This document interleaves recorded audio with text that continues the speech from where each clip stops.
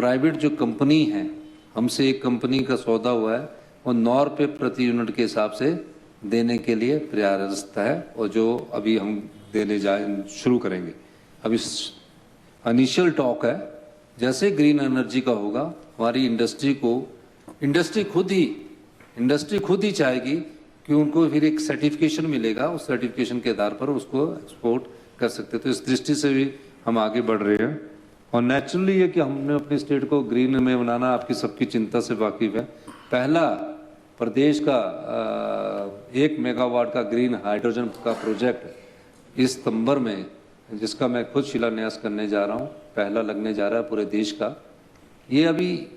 ये सब चीज़ें एक दूसरे से कोरिलेटेड है, लेकिन जो आपकी बात है उसमें मैं और भी आपके सामने कुछ कहना चाहता हूँ कि चील के जंगलों में जो आग की घटनाएं ज़्यादा होती है, अतः सरकार ने चील का वृक्षारोपण बंद किया है, अब बंद कर दिया। पर चील भी जरूरी है, चील भी निचले इलाके में इसलिए जरूरी है कि हमारा टेम्परेचर इस बार तो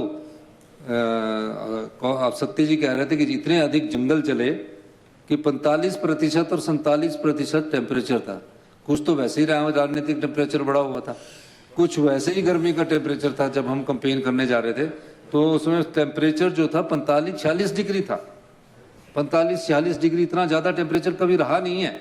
उन्ना के लास्ट बाउंड्री वाले इलाकों में 45-46 डिग्री होता था, हमीरपुर में 45-46 डिग्री टेम्परेचर था। तो इसमें हमने जो चील के वृक्ष उनको वृक्षारोपण बंद किया है कि केवल चौड़ी पत्ती वाले वृक्षों की वृक्षारोपण किया जा रहा है, जिसमें वाइल्ड फ्रूट्स को लगभग 40% तक लगाया जा रहा है।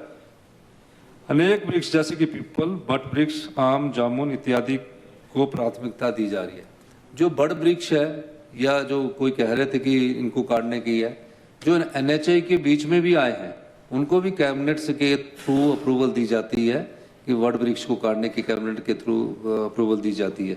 पीछे हाई कोर्ट के ऑर्डर के आधार पर आपकी सरकार ने क्या किया था कि आम के पेड़ों को भी काटने की परमिशन दे दी थी, और धड़ाधड़ आम के पेड़ कटने स्टार्ट हो गए। जो हमारे देसी आम होते हैं उनके पेड़, हमने उसको भी बैन किया है, उसमें भी उसको भी हमने रोक लगा दी, क्योंकि फटाफट जो हमारी निचले क्षेत्र के इलाके हैं, एक बार विक्रम ठाकुर जी ने भी मुझसे फोन पर बात की और मैंने DGP को भेजा कि सारे जंगल उसमें फटाफट कट रहे थे।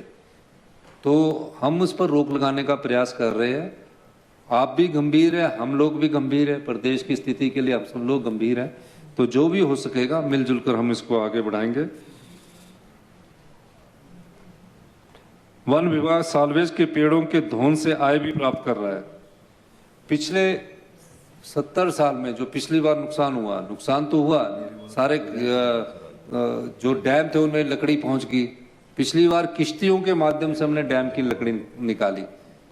पिछले 70 साल में वन विभाग को सिर्फ 35 करोड़ रुपए की इनकम होती, विभाग को इस बार बढ़कर 70 करोड़ रुपए की इनकम हुई। और फॉरेस्ट कारपोरेशन ने भी, जब हमने स्पीड से काम स्टार्ट किया तो इस बार हमारे को उन्होंने 50 लाख रुपया मुख्यमंत्री राहत कोष में भी दिया, और वो प्रॉफिट में भी आया है।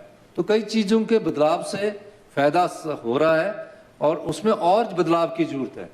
हमारी वन संपदा से आय भी हो और वन संपदा का बचाव भी हो, इन दोनों कार्यों पर सरकार काम कर रही है।